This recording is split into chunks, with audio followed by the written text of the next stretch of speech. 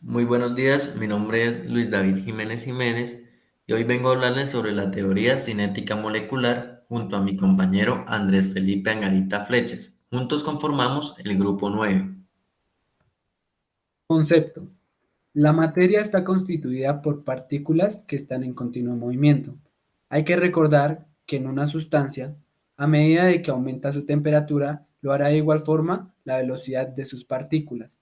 Encontramos el ejemplo del microondas, el cual hace que una sustancia aumente la velocidad de sus partículas y a medida de que aumenta la velocidad de estas partículas de la sustancia, también lo hace la temperatura. Desde este punto de partida se puede explicar la estructura, propiedades y transformaciones que experimenta la materia. Esto lo podemos ver si vertimos líquido en un recipiente. Este optará la forma del recipiente en el cual sea depositado. Contexto histórico. En 1738, Daniel Bernoulli aplicó la visión atómica a los gases y líquidos al imaginarlos como esferas desordenadas moviéndose en todas direcciones. Más adelante, Rudolf Clausius recopiló sus resultados y armó un modelo más completo de la teoría cinética molecular, con la cual buscó explicar las leyes de los gases ideales demostradas por Boyle, Charles, Dalton y Avogadro, leyes que veremos más adelante. En 1859, James Clerk planteó que las partículas gaseosas exhiben un rango de velocidades a una temperatura dada.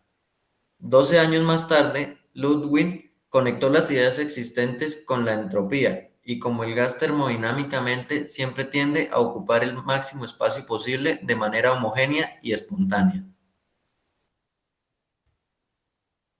En la teoría cinético-molecular encontramos 5 postulados. Primero, el volumen total de todas las partículas del gas es insignificante comparado con el volumen total con el que está contenido el gas. Segundo, las fuerzas de atracción y repulsión entre las moléculas del gas son despreciables.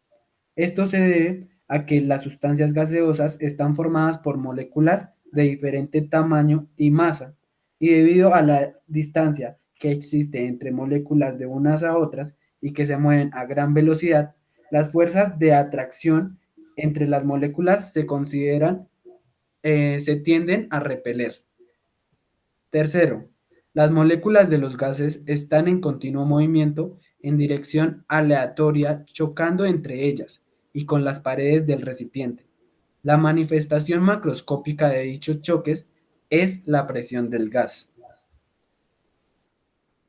Cuarto, al producirse los choques puede transferirse energía de una molécula a otra, pero la energía promedio de las moléculas no cambia con el tiempo. Los choques son perfectamente elásticos. Un ejemplo de este postulado tenemos el choque de las bolas de billar, puesto que éstas son rígidas y no cambian de forma, y por tanto las fuerzas internas no hacen trabajo. El choque de las bolas de billar es elástico. Durante un choque elástico se conserva el movimiento lineal y la energía cinética. Quinto, la energía cinética de las moléculas de un gas es directamente proporcional a la temperatura absoluta. Esto quiere decir que si una aumenta, la otra también lo hará. Ley de Graham. Las moléculas de un gas se mueven rápidamente y las moléculas son pequeñas. La distancia entre las moléculas de un gas es grande en comparación con el tamaño de las moléculas. Por esto, las moléculas de gas pueden pasar fácilmente entre sí y difundirse a velocidades relativamente rápidas. Esta ley también establece que las velocidades de difusión y efusión de los gases son inversamente proporcionales a las raíces cuadradas de sus respectivas masas molares. Antes de conocer la fórmula de esta ley, vamos a conocer los conceptos de efusión y difusión. Efusión. Proceso mediante el cual un gas bajo presión se escapa de un compartimiento de un contenedor a otro, atravesando por un pequeño orificio. Difusión es el proceso por el cual una sustancia se distribuye uniformemente en el espacio que la encierra o en el medio en que se encuentra. Un ejemplo es cuando encontramos dos tanques que contienen el mismo gas a diferentes presiones. En corto tiempo vamos a encontrar que esta presión va a ser igual en los dos tanques. Vamos a ver la fórmula de esta ley, la cual establece que las velocidades van a estar inversamente proporcionales a las raíces de las masas molares. Recordemos que las masas molares eh, comúnmente se medirán en kilogramos sobre mol y las velocidades en metros sobre segundo. Ejemplos.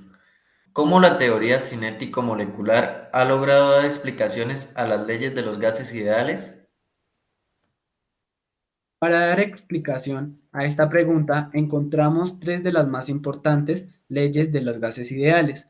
En primer lugar, encontramos la ley de Dalton, que pospone que las presiones parciales de un gas ideal, su suma va a dar igual a la presión total del gas ideal. En segundo lugar, encontramos la ley de Charles, que dice que a medida de que la presión de un gas se encuentra en manera constante, su temperatura y volumen se verán directamente relacionadas. Es decir, a medida de que aumenta la temperatura, el volumen también lo hará. Y por otro lado, encontramos la ley de Boyle, que dice que cuando un gas presenta temperatura constante, su presión y volumen se verán inversamente proporcionales.